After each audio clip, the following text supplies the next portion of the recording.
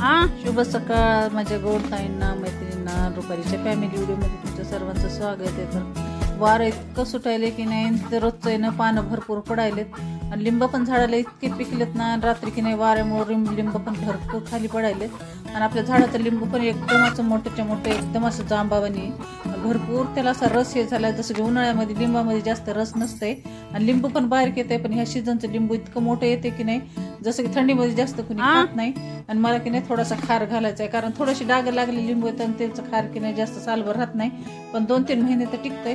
तर थोडासा मिरचीचा खार घालायचा आहे आणि थोडासा जे आहे ना लिंबाचा खार घालायचा आहे। त्याच्यामुळं आकाशला म्हटलं सगळं झाड हलव आज, आणि जितके पिवळे लिंबत नाही तितके खाली पडतात, मग सगळे त्यानं जमा करून घेतले आणि स्वच्छ धुवून जे आहे की नाही आता मी ते चाळणीमध्ये भरून घेते। आणि काम झाल्यावर मग पुन्हा मला पहिल्यांदा मिरचीचा खार घालायचा आहे, पुन्हा घालायचा आहे लिंबाचा खार आणि थोडंसं मिरचीमध्ये कट करून टाकले की नाही की सालभर आपला खार पण राहतो आणि खायला पण आंबट मस्त छान लागते। तर घरामागून मिरच्या तोडून आणल्या होत्या आकाशनं, कारण मला सकाळी जाणं झालं नाही आणि इतकी मिरची छान आहे की नाही ना, अशी मध्यळ मिरची आहे, जसं की मसाला मिरची अशी कपराची मिरची घातली मी एकदम तिखट जाळाची मिरची घातली ना, ती घातली ना की चव पण लागत नाही काही नाही। आणि इथे की नाही आमच्या घरापुढे जत्रा जिथे की साईडला कॉलनीमध्ये संतोष माताचं मंदिर आहे ना, जत्रा दरवर्षी जत्रा होती, तर सकाळीच नाही ते साफसफाई लावून चालू होती आणि एकदम घरापुढे की नाही ते ह्या मिशन आणून थोडंसं गवत आहे, पण माती काढून इतके खड्डा मोठा केला होता की मग त्यानं वरचं गवत काढायची गरज नाही, आकाश सांगू लागली इकडं काढू नका तिकडं साईडला काढा, इथं मातीचा भरपूर खड्डा झालाय म्हणून। आणि मी पुन्हा सगळे कामं वगैरे झाले की नाही की इथं घेतलं मिरचीचा खार घालण्यासाठी।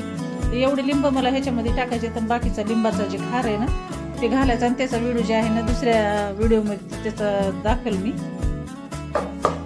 तर थोडेसे एवढे लिंब जे आहेत ना मिरचीच्या खारामध्ये टाकायचे, तर खूप भारी असा खार होते लिंबाचा आणि मिरचीचा।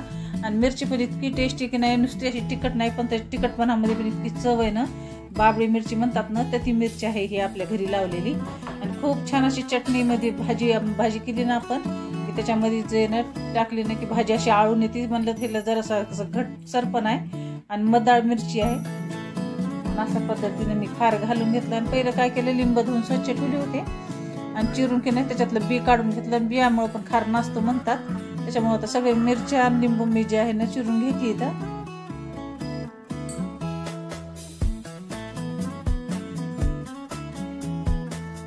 आणि अशा पद्धतीने मी सगळं चिरून ठेवले आणि आता थोडासा मसाला जे आहे ना ह्याच्यामध्ये टाकायचे ना, जसं की मोहरी जिरे ते मी सगळं थोडंसंच उगं गरम करून घेणार आहे, कारण गरम केलं नाही की त्याला चव पण भारी येते ना, मिक्सरमध्ये पण बारीक वाटलं जाते। तर चला आता मसाले वाटून घेऊ। तर पहिल्यांदा टाकलेत मी धने, पुन्हा थोड्याशाच मेथ्या टाकणार आहे आणि थोडीशी मोहरी आणि थोडंसं जिऱ्याचं पावडर होतं, कारण जिरे संपले तर घरामधले आणि पावडर जे आहे ना थोडं शिल्लक होतं, तर तेच त्याच्यामध्ये टाकले। पण जास्त काही मला मसाला टाकायचा नाही, थोडाच मला मसाला टाकायचा मिरचीला।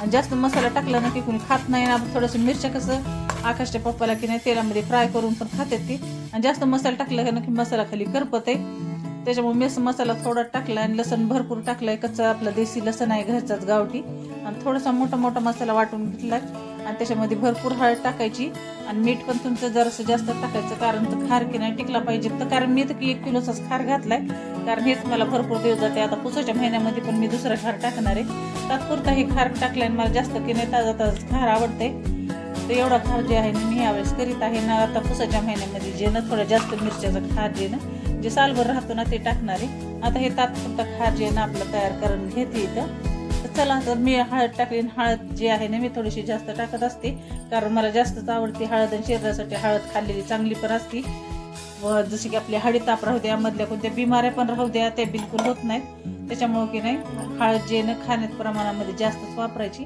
तसं मीठ वगैरे टाकलंय, कच्चा लसण वाटून टाकलाय, सगळं जे आहे ना आता मस्त हाताने हलवून घेणार आहे। आणि अशा पद्धतीने मी खार घातला होता आणि लिंब टाकून खार घातला ना की खूप भारी होतो, आणि घरचेच लिंब त्याच्यामुळे थोडेसे जास्त टाकले मी, आणि मला लिंबाचा पण खार घालायचा आणि त्याचा व्हिडिओ पण तुम्हाला लवकरच येईल। तर चला माझा झाला आज मिरचीचा खार घालणं, तुम्हाला पूर्ण व्हिडिओ जे आहे ना कसा वाटला ते कमेंटमध्ये नक्की सांगा। आणि तुम्ही मिरचीचा खार कसा टाकता आणि त्याच्यामध्ये काय ॲड करता, नवीन काय ॲड करता का ते पण मला कमेंटमध्ये नक्की सांगा।